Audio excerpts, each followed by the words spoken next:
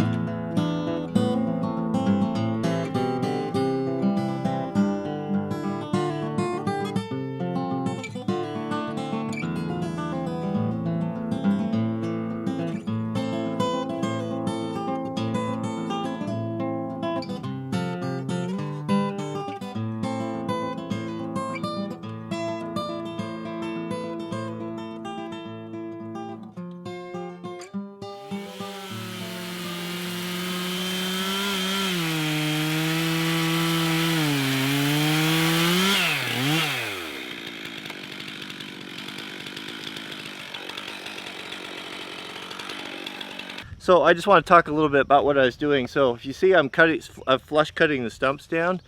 The reason why I'm doing that is that we have to skid. We'll be winching and skidding these logs out of here to go into the chipper.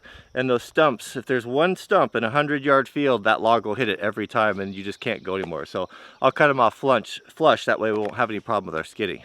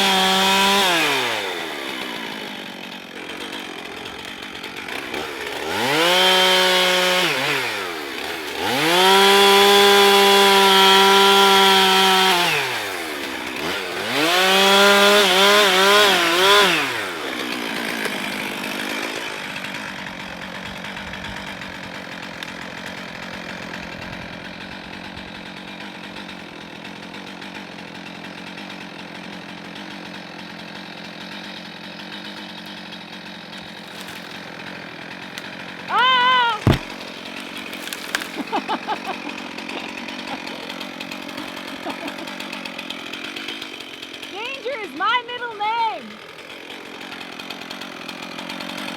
Didn't want to smash my saw. Hey, good job with showing me where you're gonna fall it. So I'm ready. That's not where I wanted it to go. Yeah, but you made good hand signals, so I knew what you were doing. All right, let's take out a couple more.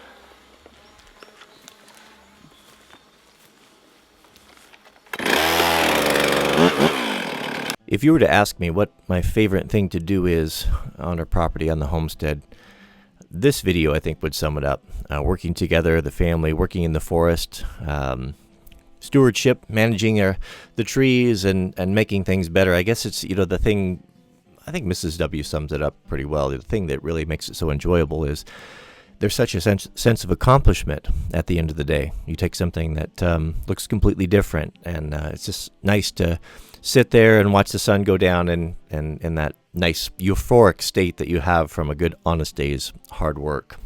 Just a wonderful experience. And a special thanks to Nick Bailey from Baileys.com. It's my favorite. It's probably among my favorite websites, definitely in the top 10. All things logging. Anyway, Nick made it possible. He loaned us his wood chipper, the Mobark wood chipper, to use for a week, and we're really grateful for that. The trailer we rented from just a local yard, not too far from here, so we've got that for a week. Speaking of heavy equipment, so I think it's something I want to address. There's quite a few comments about this, and something goes something like this. I liked the videos the old ones where you guys did everything by hand. All of this modern equipment, is not attainable for a lot of people, and we don't enjoy this as much. And the truth of the matter is we have nearly 100 acres, and we have no one to work on it except for ourselves. And when we first started, we didn't have the ability, we didn't have the money to or access to any of this nice equipment. And so, as you saw in the earlier videos, we did a lot of things by hand.